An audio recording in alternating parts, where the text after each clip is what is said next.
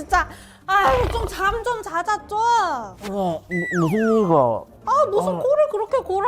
시끄러워서 잠을 못 자겠잖아. 삼촌 코 안 건다. 에이그, 삼촌이 그럴 줄 알고 내가 녹음을 해왔지.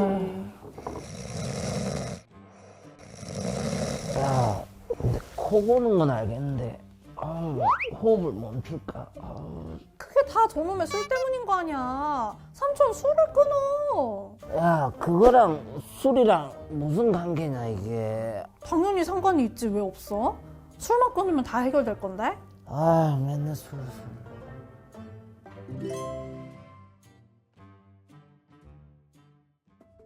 수면무호흡증이 이제 다양한 원인 때문에 생기는데요.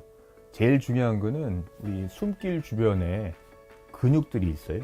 그 근육들의 긴장도가 떨어지면서 자는 동안에 떨어지기 때문에 그래서 이제 숨길이 막혀서 무호흡증이 생기는 거거든요. 대부분 술 마신 사람들 보면 어때요? 늘어져 있잖아요. 그러니까 보통 이런 근육들도 늘어지긴 하지만 자는 동안에 이런 숨길 주변에 있는 근육들도 많이 늘어지기 때문에 당연히 무호흡증이 없던 사람들, 예를 들어 코로 안 골던 사람들도 코로 심하게 곤다든지 무호흡증이 있던 사람은 당연히 더 심해지고 그렇게 되겠죠. 아이고, 입 찢어지겠다, 삼촌. 요즘 영 피곤하네. 아이고, 그렇게 코를 고는데 안 피곤하겠어? 야, 근데 진짜 신기한 거는 안 깨고 쭉 자는데. 삼촌, 내 생각에는 삼촌 코골이 치료를 받아봐야 돼. 잘 때 보면 무슨 일 날 것 같단 말이야. 치료는 뭔 치료? 요새 피곤해서 그렇다니까.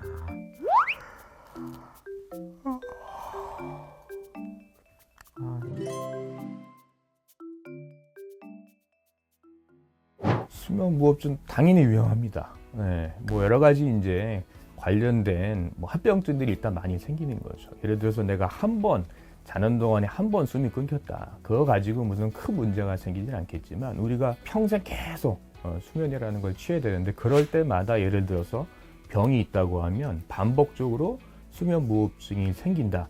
그러면 그게 이제 문제가 되는 거죠. 그 대표적인 게 심혈관계 합병증이 되는 거죠. 우리가 숨을 안 쉬고 가만히 있게 되면 우리 몸에서 변화가 일어나는데 대표적인 변화가 자율신경계가 항진이 되는 거예요. 네. 그래서 혈압이 막 올라가고 심장이 더 빨리 뛰기 시작하고 그러면서 이제 장기적인 합병증이 발병을 하는 거죠. 웬일로 이렇게 조용하대? 남들은 다 깨워놓고 자기는 푹 자는 것 좀 봐.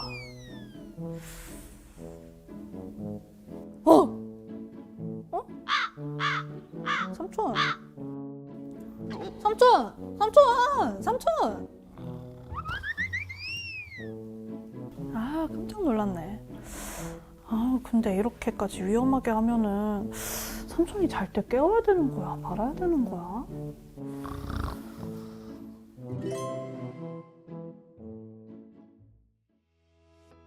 옆에서 만약에 내 배우자나 그런 사람이 수면무호흡증 코로 골다가 이제 대표적인 골다가 막히는 거죠 이제.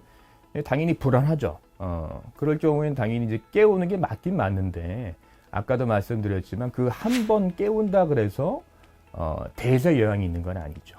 결과적으로 한 번 깨우는 거는 좋지만 내 배우자가 수면무호흡증이라는 질병이 있을 가능성이 많구나라는 걸 이제 인지하는 게 중요하고 그래서 그분을 모시고 병원에 한번 가서 우리가 제대로 된 검사를 한번 해보고 실제로 문제가 있다 그러면 치료가 필요하겠다. 이거가 이제 더 중요한 부분이라고 할 수 있겠죠.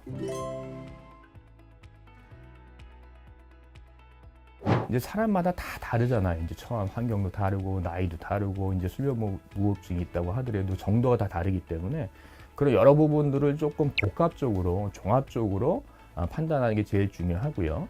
크게는 만약에 성인이라고 하면 성인 남자분이 제일 많기 때문에 그렇다고 하면 일단은 수술로 하는 경우도 있지만 요즘에는 대부분 수술하지 않고 자는 동안에 숨길이 좁아지니까 자는 동안에 숨길이 좁아지지 않게 넓어질 수 있게 깨있는 동안과 마찬가지로 확장이 될 수 있게 만드는 그런 치료들을 하게 됩니다. 그 대표적인 게 그래서 양압기 치료가 되는 거고요. 양압기의 치료는 일단은 효과가 좋아요.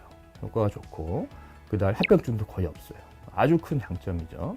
하지만 단점이 하나 있어요. 조금 불편합니다.